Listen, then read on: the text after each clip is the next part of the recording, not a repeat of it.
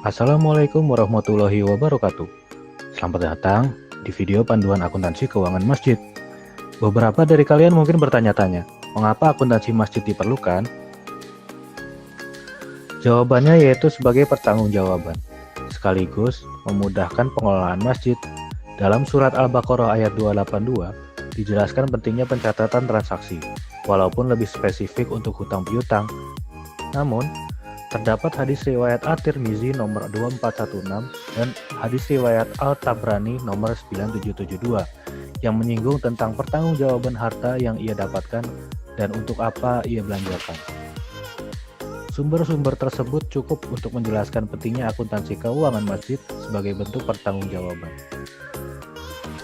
Lalu bagaimana kaitannya dengan memudahkan pengelolaan masjid? Sederhana saja. Pengurus menjadi lebih paham barang-barang apa saja yang menjadi milik masjid. Tunggu, kalau begitu, bukankah catatan inventaris saja cukup? Sayangnya belum. Catatan inventaris biasanya belum menjelaskan biaya yang keluar selama penggunaan aset, beserta riwayatnya, seperti misalnya riwayat servis AC, renovasi masjid, perbaikan sound system, dan sebagainya. Itu sebabnya akuntansi keuangan masjid akan lebih berguna. Terdapat 3 jenis laporan keuangan dalam akuntansi masjid, yaitu laporan posisi keuangan, laporan aktivitas, dan laporan arus kas. Laporan posisi keuangan menyediakan informasi mengenai saldo aset, liabilitas, dan aset neto.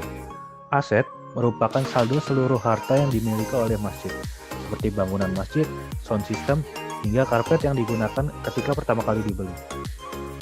Liabilitas merupakan saldo dari seluruh hutang yang dimiliki oleh masjid apabila ada. Aset neto adalah saldo aset yang telah dikurangi dengan penyusutan. Penyusutan sendiri merupakan penyesuaian kondisi dari aset pertama kali dibeli hingga saat laporan dibuat. Contoh, harga sound system baru dan bekas dengan merek yang sama pastinya akan berbeda. Nilai bangunan masjid ketika baru dibangun dengan yang berumur 10 tahun juga akan berbeda. Perhitungan penyusutan dan saldo aset neto akan sangat memudahkan pengurus masjid dalam mengetahui kapan aset harus dilakukan perbaikan atau beli baru sebelum terjadi hal-hal yang tidak diinginkan. Laporan aktivitas menyediakan informasi terkait pendapatan, yaitu penerimaan dana dari infak, sedekah, zakat, dan lain-lain. Beban, yaitu pengeluaran rutin seperti biaya listrik dan air, gaji marbot, biaya kebersihan, dan lain-lain. Kenaikan atau penurunan aset bersih. Penurunan biasanya terjadi karena kerusakan aset, seperti korslet pada perangkat elektronik, dan kenaikan biasanya terjadi karena perbaikan yang sekiranya dapat memperpanjang umur aset, seperti perbaikan tembok masjid yang retak. Terakhir, perbandingan antara saldo aset bersih awal dan akhir tahun untuk melihat perubahan yang telah terjadi selama 1 tahun. Laporan arus kas menyajikan informasi mengenai penerimaan dan pengeluaran tunai dalam satu periode, meliputi kegiatan operasi, yaitu penerimaan dan pengeluaran rutin masjid, investasi, yaitu pembelian dan pelepasan aset, dan pendanaan, yaitu utang yang diterima dalam bentuk uang apabila ada. Sekarang saat yang ditunggu-tunggu, bagaimana cara melakukan akuntansi keuangan masjid? Mari kita simak panduannya. Assalamualaikum warahmatullahi wabarakatuh. Pada kesempatan ini, kami akan menunjukkan tutorial penggunaan aplikasi akuntansi untuk masjid. Langkah pertama ialah dengan memfungsikan tombol-tombol perintah pada Microsoft Office Excel dengan kita mengklik menu File, kemudian pilih Options, kita pilih Trust Center, kemudian Trust Center Settings. Kita pilih yang macro settings, kemudian dari pilihan-pilihan yang ada kita klik yang enable all macros dan juga memberi centang pada trust access to the VBA project. Kalau sudah, kita klik OK, kemudian OK. Menu pertama yang akan kita lihat ialah menu Home. Pada menu Home ini kita melakukan kustomisasi terhadap identitas masjid, identitas petugas akuntansi, serta identitas pejabat penandatanganan laporan keuangan. Kita masuk ke menu berikutnya, yaitu menu jurnal. Kita klik icon berikut ini. Pada menu jurnal terdapat 10 transaksi kegiatan dari masjid. Transaksi akan ditulis dalam 2 baris seperti di layar. baris pertama untuk debit dan baris kedua untuk kredit. Pertama kita masukkan tanggal transaksi, yaitu tanggal 1 September tahun 2020. Kemudian yang kedua, di kolom berikutnya kita masukkan uraian kegiatan sesuai dengan kegiatan yang dilakukan. Dalam contoh berikut ini, kegiatan yang dilakukan adalah jasa perawatan masjid. Pada kolom yang ketiga, yaitu kolom program, kita akan memilih program sesuai dengan uraian yang telah dimasukkan sebelumnya. Kita memilih dari list yang sudah ada dengan cara mengklik panah di sebelah kanan, kemudian memilih dari 6 program yang telah tersedia. Kita memilih program nomor 6, yaitu manajemen dan umum. Kolom sebelahnya ialah kolom kegiatan.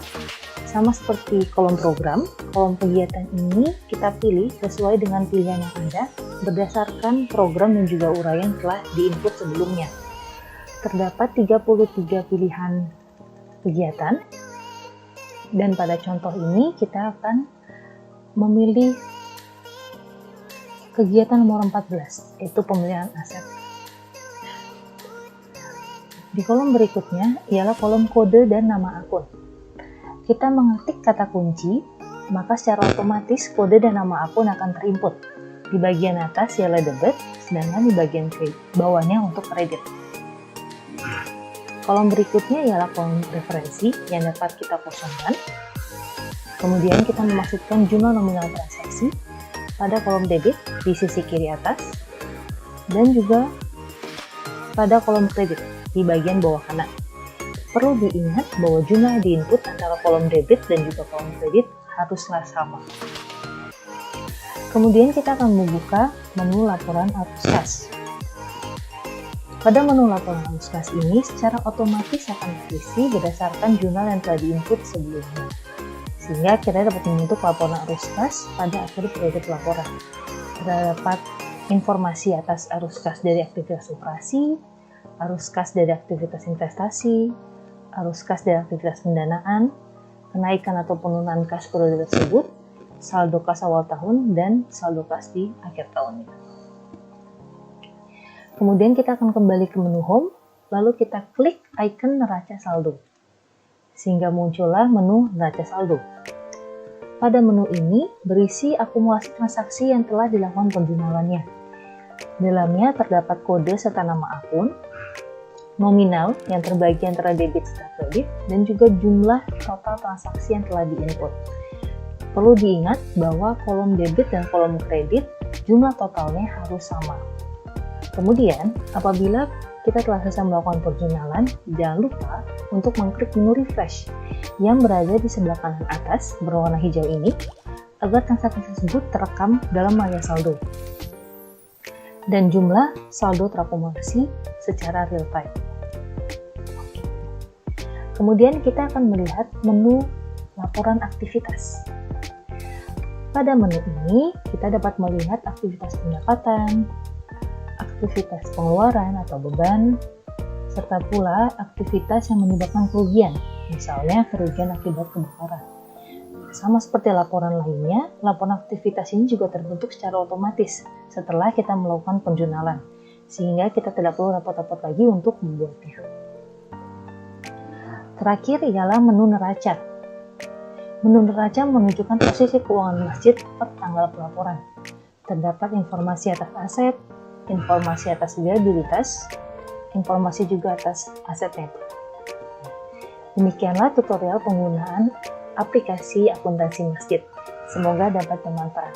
Assalamualaikum warahmatullahi wabarakatuh. Terima kasih telah menyaksikan tayangan ini. Semoga bermanfaat.